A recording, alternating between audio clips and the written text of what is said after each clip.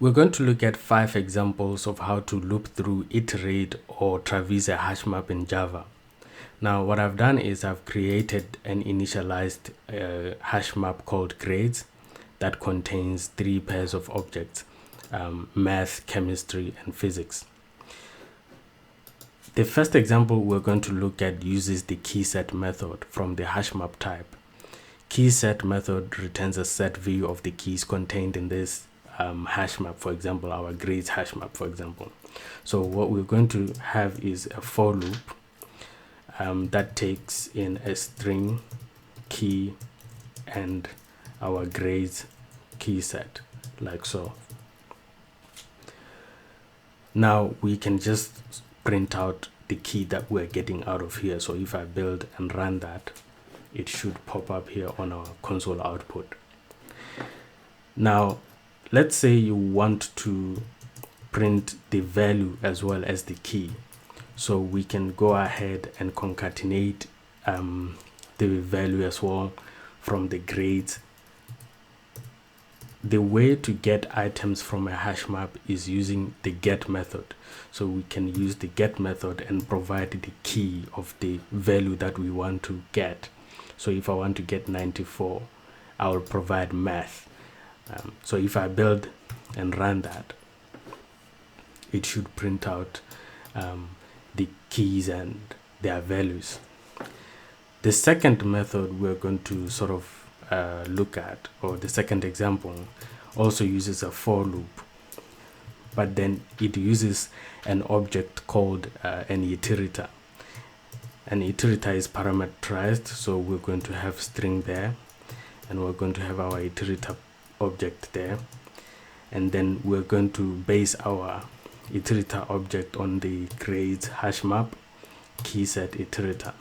And then we're going to have our iterator called the hasNext method. And then we can then get the key by saying string key is of iterator.next, like so. And then we can then use this key to sort of do whatever we want. So maybe print it out, for example. So if I build and run that, the keys will come out here as well. So let's say I also want to get the value, so I can just use the same concept we used up top here, and then if I build and run that, the keys and their values will come out there. The third example we're going to look at uses the map entry.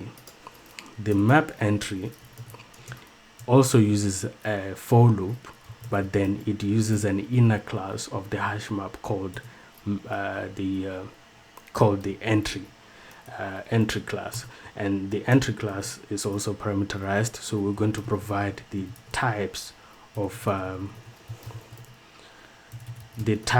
our key value pairs. So we have the key of string and the value of integer. And then this will be our entry, and our map entry will be based on the grades entry set. So grades.entry set, and then we can loop through that. Now this brings back an entry, and so what we can do is on our SOP we can say entry dot get key. Now get key will get us the key. So if I build and run that, we will get the keys sort of come out here. And then if we want to sort of get the keys as well as the values, we can append our values there by saying entry dot get value. And if I build and run that, we will get the keys as well as the values. Now the next 2 examples are based on the Java 8 concept. So they use aggregate operations, and they also use based on the lambda expressions.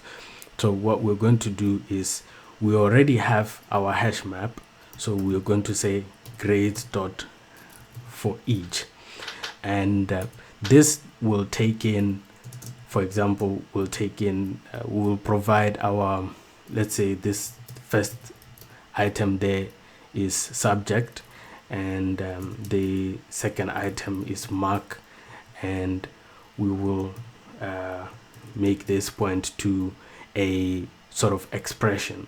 So you can provide your expression in an expression body like that, and then we can go ahead and sort of print it out. So we can print the subject, for example, by just saying subject. Remember, the subject is the key in this hash map. So if we build and run that, we will get the keys come out here. And because we already have the mark coming in as well, we can sort of just concatenate that and provide the mark as well. So if I build and run that, the keys and the marks will come out here. The next example will use what we call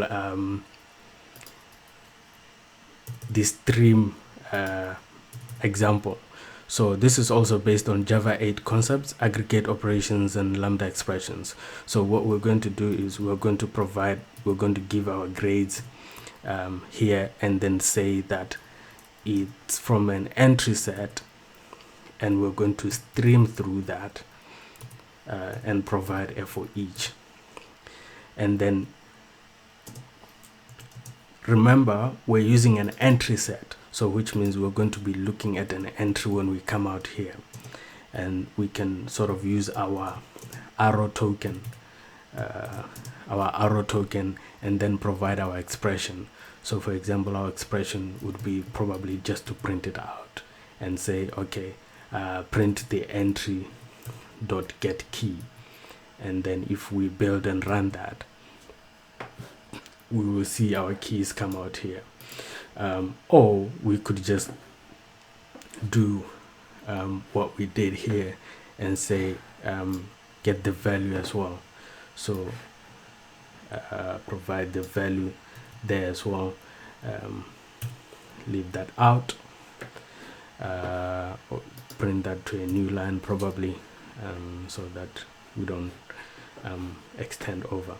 And then if I build and run that, we will have our keys and values come out on the console.